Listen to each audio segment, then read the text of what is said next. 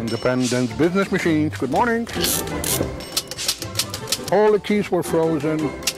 Nothing would move on it. It's easy to typecast Steve Kazmierski. We're going to put this one back to life. Both he and the machines he resurrects, the Remingtons, the Coronas, and the Royals, all reign supreme in a bygone era. I've been repairing typewriters since 1956. I started for 85 cents an hour.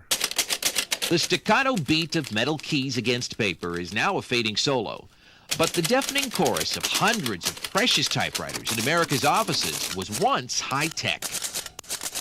We used to make 15 to 20 calls a day. And some of the ladies would not let me touch the typewriters because they wanted to know if I know what I'm doing. But the arrival of the computer nearly spelled the end to Steve's profession. Most guys retired, gave up. Somehow, in a cramped North Side storefront, Steve kept on. This is an Oliver from 1898.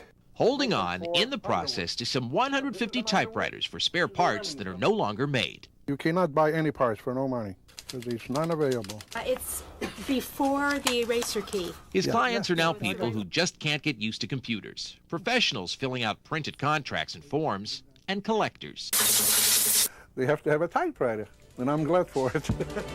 They seek him out from as far away as New York now for his touch that after all these years remains letter perfect.